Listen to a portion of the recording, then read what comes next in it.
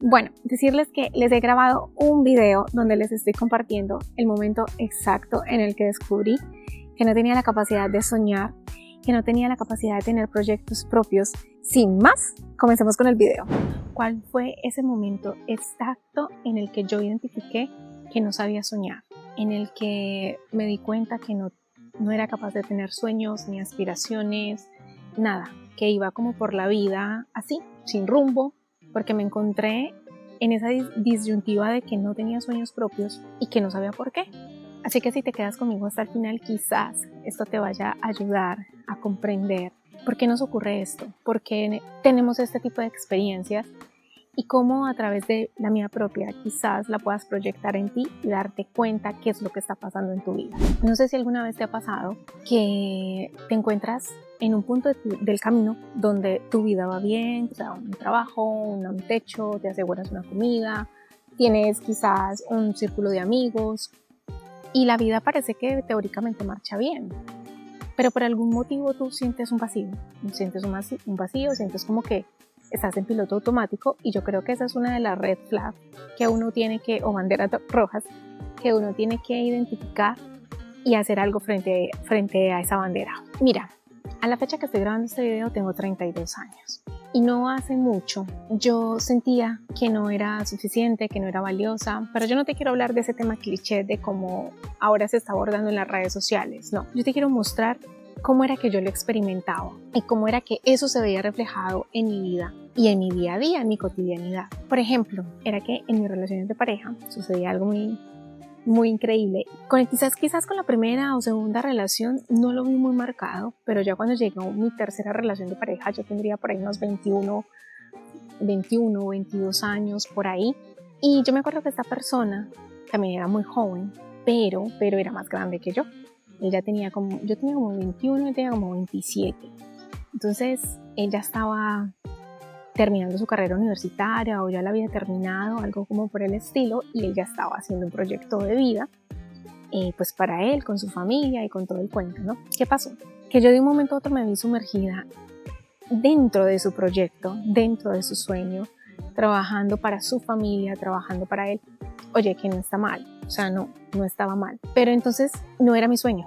Yo hacía parte de su realidad, yo hacía parte de su sueño y no era mío, no era mi proyecto. Aún así yo me apasionaba y a veces pensaba como que sí, es algo que yo quiero hacer, es un proyecto mío, entonces yo me quedo aquí en esta tienda y la administro y sabes, y como que te vas envolviendo y te vas metiendo como que en esa idea, y de un momento a otro esa relación terminó y ahí terminó mi sueño. O sea, yo quedé otra vez como a la deriva. Esa fue la primera vez que yo como que tomé un poquito de conciencia y dije, algo está mal, algo está diferente, algo está raro. O sea, todavía no tenía como el entendimiento de darme cuenta qué era lo que estaba pasando. Luego de eso, se llegó el viaje a España. Yo viajé a España en el 2019 y luego de un año de estar aquí en España, conseguí otra pareja y me volvió a pasar lo mismo. De un momento a otro yo me vi sumergida en el sueño y proyecto personal de esa persona. Volví a sentirme entusiasmada, volví a sentirme que sí era esto, que esto era lo que yo quería. Aprendí mucho, tengo que decir que en ambos casos aprendí mucho. Esta relación me aportó muchísimo como persona, me aportó muchísimo en habilidades como en editar, grabar y todo esto, porque gracias a esa persona fue que como que descubrí este mundo del internet. Y bueno, aún así estaba como dentro de su proyecto y dentro de su plan. Entonces ahí ya fui madurando más y yo decía, no entiendo por qué algo pasa en mí. O sea, es como que, ¿sabes qué me daba cuenta? Que si a mí me daban una orden, yo la ejecutaba. Pero que si a mí no me daban una orden, yo me sentía perdida. Y eso empezó a hacer clic en mí. Y otra cosa era que yo no era capaz de darme órdenes a mí misma. ¿Por qué? Pues porque a mí no me habían enseñado a que las cosas buenas y mejores también las podía aplicar en mí misma, ¿no? Ahora, ¿qué pasó? En esa relación aprendí todo eso y fui también involucrándome mucho con el tema de los ángeles, de la angelología, de todo este tema de los oráculos. De hecho, los primeros contenidos que empecé a crear fueron a base de esta información, de todo lo que tiene que ver con los ángeles, de la conexión con ellos. Hubo un tiempo en que también hice registros akáshicos y comencé a despertar toda esta parte de la intuición, y esta parte chocaba mucho con esta persona.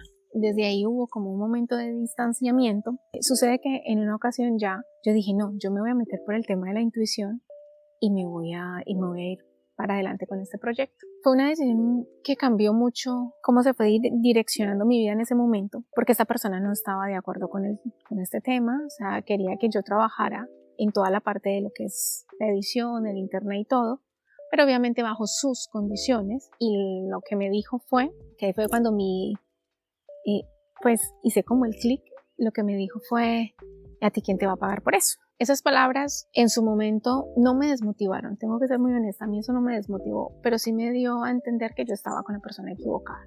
Y bueno, entonces ahí hubo una ruptura, después de esa ruptura volví y experimenté lo mismo. ¿Y ahora qué?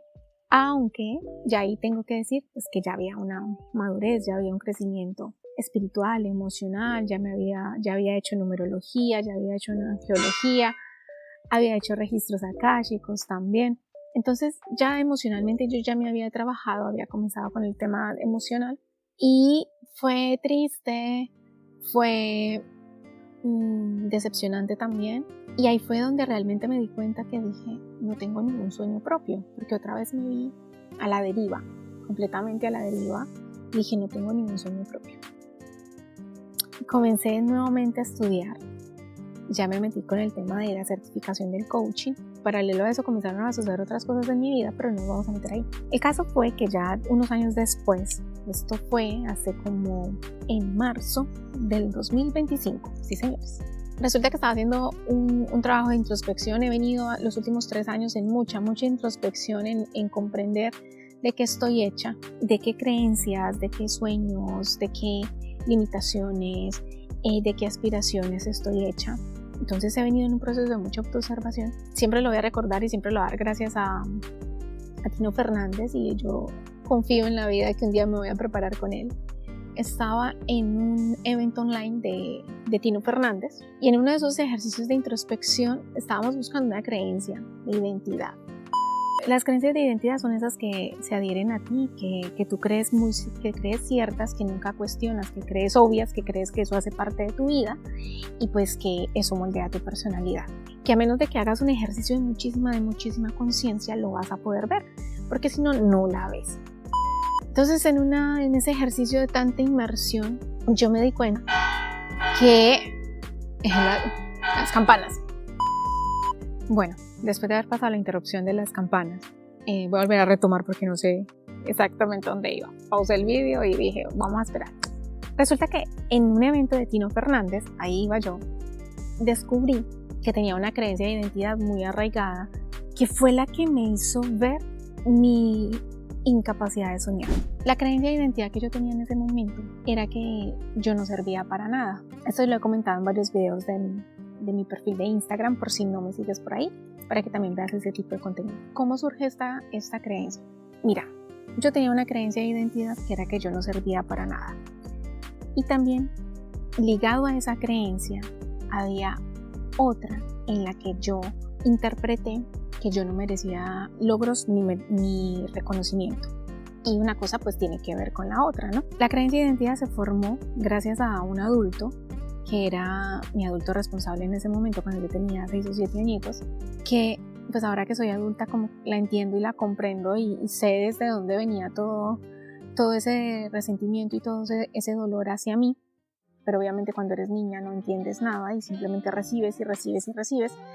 Y esta persona todos los días, recuerdo muy bien que todos los días me decía que yo no servía para nada, que yo era muy lenta, que yo no hacía las cosas bien, nunca hice las cosas bien para esta persona, que yo nunca iba a llegar a ninguna parte en la vida. Y eso era las personas que son latinas y que han vivido en este tipo pues como de cultura, saben a qué me refiero, ¿no? Pero eso era una constante de todos los días, sin mentirte, de todos los días. Me veo desayunando en la mesa de la cocina y todos los días me decía, es que no sirves para nada, es que mira cómo es de lento, mira que te va a dejar el autobús, mira que vas a llegar tarde, mira todo ese tipo de cosas, ¿no? Mira que vas a llegar tarde a la escuela, que no sé qué, que ya se te pasó el tiempo, o sea, una machacadera constante todo el tiempo de no servir para nada. Y hubo un momento crucial en el que yo estaba pequeña, tendría como 8 o 9 años, no lo sé, y estaba esta persona, mi adulto responsable, y estaba otra persona, y yo estaba leyendo. La señora, que era la vecina, me dice, mira, lee en voz alta, y yo leí en voz alta el texto que estaba leyendo. Entonces ella me elogió, ella me dijo, ay, pero lee súper bien, mira, lee de corrido y todo el cuento. Y mi adulta responsable se le ocurrió la magnífica idea de pegar un grito y de decir que yo lo hacía por aparentar, que eso era mentira, que yo lo hacía por aparentar, que yo realmente no leía bien, sino que como yo ya me había leído muchas veces ese texto, pues que yo ya me lo sabía casi de memoria y que entonces lo que estaba haciendo ahí era por aparentar. En ese momento, pues sentí mucha frustración. Yo era niña, pero sentí mucha frustración, sentí mucho miedo, porque esta persona era una autoridad enorme para mí. Yo le tenía pánico, pánico. Esta persona le tenía pánico porque era violenta con sus palabras, era violenta con sus gestos, y aparte, cuando eres niño tú percibes a este tipo de personas como lo más grande, ¿no? Y de verdad que le tenía terror. Incluso ya adulta todavía le tenía como el respetico, y ahí fue donde mi capacidad de soñar se vio completamente minimizada. ¿Por qué? Porque lo que yo aprendí ahí era que primero yo no soy lo suficiente, esto lo vamos a hablar entre comillas, ¿no? Recuerda que yo lo que te estoy contando es el momento en el que vi y descubrí por qué era que yo no tenía la capacidad de soñar. Y ese momento ocurrió cuando hice un ejercicio de inmersión en una actividad de Tino Fernández. Tino Fernández, si no sabes quién es, por favor búscalo, porque es un coach, terapeuta, de verdad de un nivel muy top. O sea, es como el Tony Robbins hispanohablante. Y entonces dentro de ese ejercicio fue que vi esos dos recuerdos, esas dos creencias de identidad. Cuando yo regresé del ejercicio, que vi la escena que te estoy contando de cuando leí, cuando mi adulto responsable me minimizó en ese momento y dijo que eso que yo había hecho bien no lo había hecho porque yo tuviera la capacidad, sino porque yo estaba aparentando, llamando la atención, pues obviamente lo que interpretas es que eso está prohibido destacar. Y eso fue lo que me pasó. Estaba prohibido destacar. Aparte, ¿cómo iba a destacar yo en algo si realmente yo no servía para nada? Al momento de yo volver en mí, volver en sí, porque eso fue en un proceso de meditación, eso fue en un proceso de inmersión, y tardé unos minutos, saqué un dolor de mí increíble. O sea, yo creo que yo nunca había llorado en la vida de esa manera como lloré. Te voy a poner por acá imágenes porque lo grabé también, grabé en ese momento. Cuando diga 3, di en voz alta cuál es esa creencia de identidad que te está jodiendo la vida. A la 1, a las 2 y a las 3. Vuelve a decirla. Vuelve a decirla. Muy bien. Ahora grita lo que te duele esa creencia. Venga, grita la 1, 2 y 3.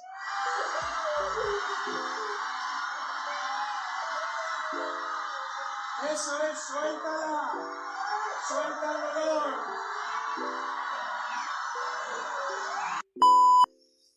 Y salió como una rabia y un dolor, una cosa extrañísima de mí, cosa que yo nunca había visto.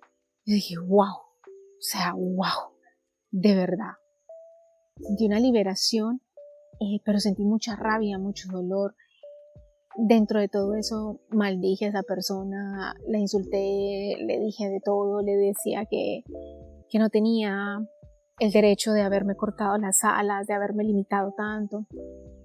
Eso hace parte de sacar ese enojo de ti. Si hay que maldecir, se maldice.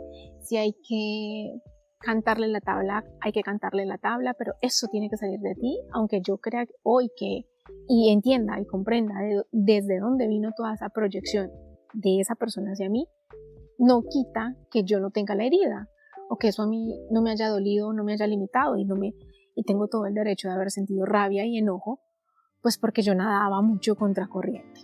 Después de eso, comprendí que no tenía capacidad de soñar porque, pues primero, pues porque no me educaron para eso. A mí me enseñaron para obedecer. Yo solo tenía permiso de obedecer y de servir para convertirme en una buena mujer para un hombre. De forma, a lo mejor no me lo dijeron así, ¿vale? Y cuando estás en esta mentalidad, cuando te educan de esta manera, pues soñar, tener sueños propios se vuelve como, de verdad se vuelve como un imposible, porque no hay la capacidad de soñar. Yo no recuerdo nunca que a mí algún adulto me hubiera dicho que yo podía alcanzar algo, pero también veo el contexto social en el que crecí, más que todo en el contexto social, el contexto emocional, el mundo emocional en el que yo fui educada era muy básico, era muy de supervivencia, y todavía sigue siendo de mucha supervivencia, y ahora lo entiendo y lo honro y lo respeto, pero siempre quedó como esa seña incómoda, esa seña de dolor, pues porque durante muchos años lo único que sucedió era que yo, bueno, retomando un poco el tema, porque tuve que hacer una pequeña pausa porque llegaron unos chicos y entonces se me hicieron aquí al lado y justamente se hicieron aquí al lado mío, pudiendo haber estado en todo el parque con todas las bancas libres, pero no, se vienen para acá, entonces pausé el video y todo el cuento. Así que bueno, retomamos. En ese momento que yo descubro que gracias a esas dos creencias, pues no tenía la capacidad de soñar, me sentí muy enojada, me sentí muy frustrada y fuera de eso sentí mucha rabia con la persona que de cierta manera influyó para que esto sucediera. Obviamente no de manera consciente, yo entiendo que no haya sido de manera consciente, pero yo no pude evitar sentir que fue injusto conmigo.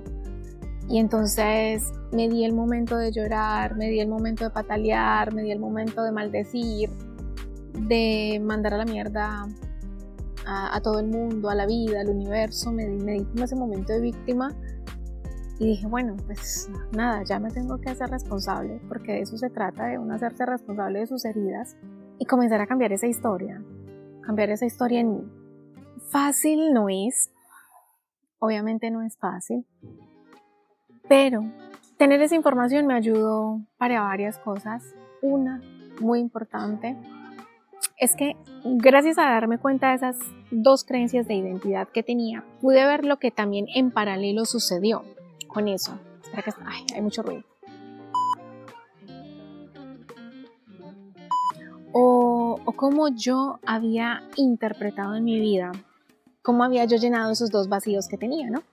Pues porque si yo no sirvo para nada es porque en el fondo quiero servir y en el fondo he venido moldeando mi vida para verificar esa creencia, o sea, para demostrar que no sirvo queriendo servir, si me hago entender, porque así funciona, ¿no?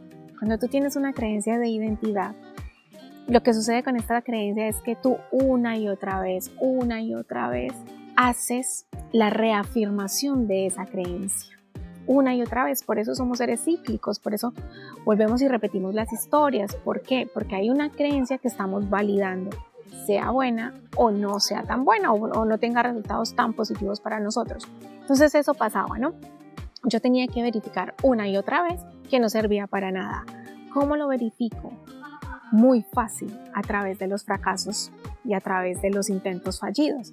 Porque es más fácil demostrar y decir, mira, lo intento una y otra vez y vuelvo y fracaso. Por eso, porque es que como no sirvo para esto, yo no sirvo para nada, pues obviamente tengo fracaso tras fracaso. El otro, paralelo a ese que estaba ocurriendo, era el de que no tengo permiso de tener méritos y logros, ni elogios propios.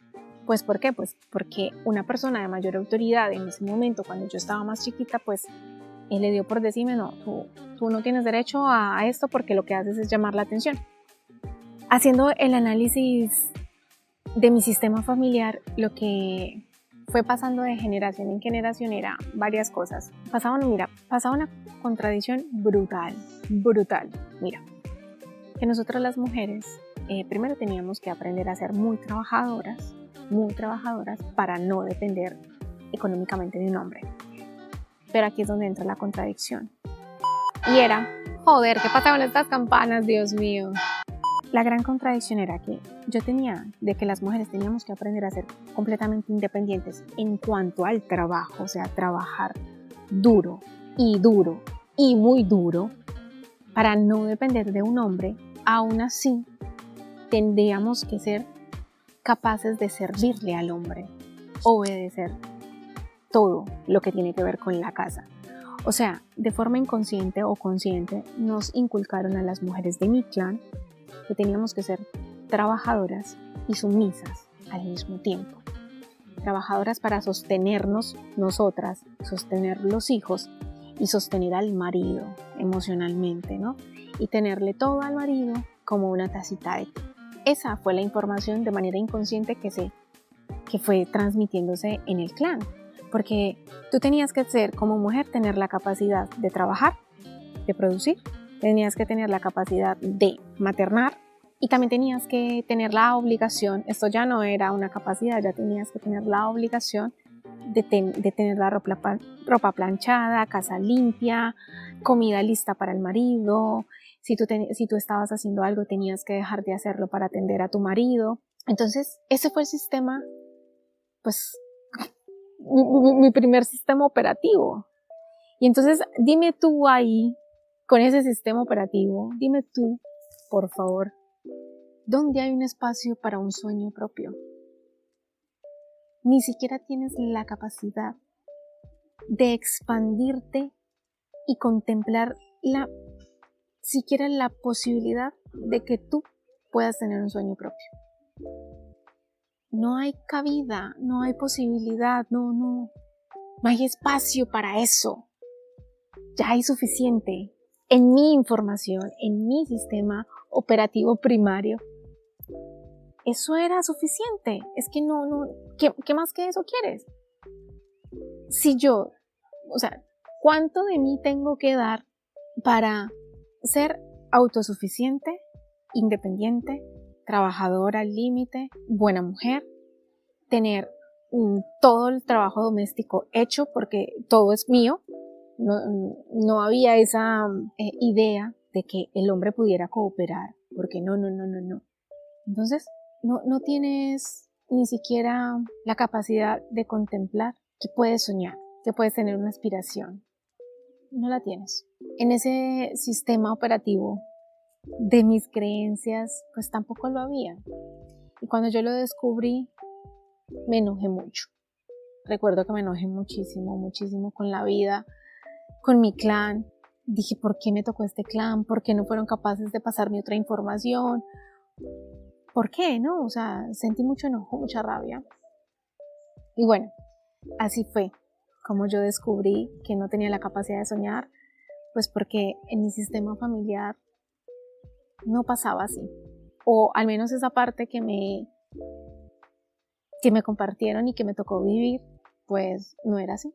Y entonces yo comencé a ver que las chicas con las que yo estudié progresaban a mis ojos. O sea, aquí muy probablemente muchas de mis compañeras y mis compañeros con los que estudié me vean y no sé qué pueden interpretar, pero a mis ojos yo veía que como que las demás personas, mis compañeros, tenían aspiraciones y sus vidas se fueron moldeando para mis ojos de unas maneras muy chéveres, muy bacanas. Y yo me sentía como tan estancada, yo sentía que a mí me pasaba la vida como tan estancada. Y todo eso gracias a la vida, no sé, a Dios, y también a mí misma, porque me tengo que reconocer ese trabajo interno, pues me llevó como que yo quiero cambiar esta parte de la historia de mí, y para poderlo cambiar pues tengo que ver de qué estoy hecha. Para poder yo cambiar esa parte de la historia, yo me tengo que ver con ojos de crudeza, de realidad y también de compasión, porque esas creencias sobre las cuales formé mi identidad, esa primera identidad, pues fueron las que me han mantenido viva y las que también me han permitido un montón de cosas maravillosas, conocer muchos países, conocer muchas culturas, comer rico en los viajes, porque también me ha traído cosas muy buenas. Pero también he tenido que verlo con mucha crudeza y ver por qué no era capaz de soñar y por qué yo sentía como que no me habitaba en completo en mí, comenzar a entender que es que dentro de los clanes familiares hay lealtades y hay imposiciones, y de cierta manera a mí me habían impuesto no crecer, no avanzar, no porque mi familia o estas personas o esta persona no quisiera que yo creciera, sino porque es que lo que yo te estoy contando a ti es una historia repetida, que les ha sucedido a ellos y que yo simplemente en este momento estoy verbalizando porque hay el momento, hay el espacio, hay el tiempo, pero que tanto mis tías, mi mamá, mi papá, mis abuelos, mis abuelas, ellos no tenían tiempo de hacer videos para YouTube, tenían que trabajar, ya está, tenían que maternar, tenían que ir a ordeñar la vaca, no tenían tiempo de estar huevoneando con teléfonos y haciendo videos y hablando tonterías. Eso ya me toca a mí ahora que tengo el tiempo y el espacio y siento la responsabilidad moral de exponerlo, y también siento la responsabilidad de documentar este proceso, porque yo sé que mucha gente lo vive, yo sé que mucha gente vive atrapada en una vida que aparentemente está bien y que está bien, solo que hay que cambiarle un poco la perspectiva. Y también siento la responsabilidad de incorporarle nueva información a mi clan familiar y a mi descendencia y a los hijos que yo tenga y a mis nietos y a mis bisnietos y a esas generaciones futuras que nunca van a saber de mí y que nunca me van a ver y que nunca me van a conocer, pero tengo esa responsabilidad moral por esta vida y por las otras que vaya yo a encarnar. Entonces decirte que quizás ese vacío que tú sientes tiene un origen, ese origen está en ti, de verdad está en ti, y también tengo que ser completamente honesta, pero ese origen es jodidamente doloroso, mucho, duele mucho ir hacia adentro, frustra mucho ir hacia adentro, porque es como que ya lo ves y lo sanas y otra vez vuelve y vuelve y vuelve y vuelve. Es una decisión, tomar la decisión de querer cambiarlo y asumir las consecuencias que eso trae. Porque yo te voy a decir de todo corazón, y porque lo estoy experimentando en este momento, ir en contra de tu sistema familiar es muy jodido, porque se te pone todo en contra. No estoy hablando como tal de tu familia que se te va a venir y se te va a montar en contra, que también pasa, también va a suceder y hace parte del proceso, pero son tus propios choques mentales y emocionales a los que te enfrentas. Y es muy fácil tirar la toalla, muy fácil desistir, muy fácil decir, no, yo me quedo así o hasta aquí llegué. Es muy fácil. Lo difícil es seguir continuando, porque mira, yo tengo 32 años y vamos a hacer de cuenta que yo llevo en conciencia, bueno, vamos a quitar los primeros 7 años, ¿no? 25 años en los que te vas machacando con una creencia una tras otra, una y otra vez. Quitar esa creencia cuesta mucho, y toma mucho tiempo. Y es una responsabilidad. Asumir el proceso es una responsabilidad. Si tú quieres cambiar, tienes que hacerte responsable de todo este tipo de cosas. Tienes que hacerte responsable de esas creencias en las que formaste tu identidad y tu autoconcepto y tu autoestima. Porque es eso, simplemente te dieron una base y desde ahí tú creíste que esa era la única realidad, y en base a esa realidad pues forjaste toda tu identidad y ya para cambiarla cuesta, pero no, estoy confiada en la vida de que merece la gloria, de que merece la alegría transitar el camino del proceso. Muchas gracias por llegar hasta aquí, te invito a que sigas viendo esta serie de videos y que si algo te aporta, de verdad te lo lleves con todo el corazón, que hagas ejercicios de introspección. Si quieres comenzar a indagar sobre por qué no tienes sueños propios, pues te he dejado varios tipsitos. Uno de ellos es que cierres tus ojos y que no importa el trabajo que tengas, no importa la relación de pareja que tengas, no importa nada. Simplemente cierra tus ojos y pregúntate, si yo no estuviera haciendo esto que estoy haciendo, ¿qué haría? O pregúntate, si no tuviera miedo, ¿qué haría? Si no tuviera miedo a quedarme sin esta pareja, sin este trabajo, ¿qué haría? Y eso te va a comenzar a llevar a un sinfín de rincones de tu personalidad que no has querido ver o que no se habían iluminado hasta este momento.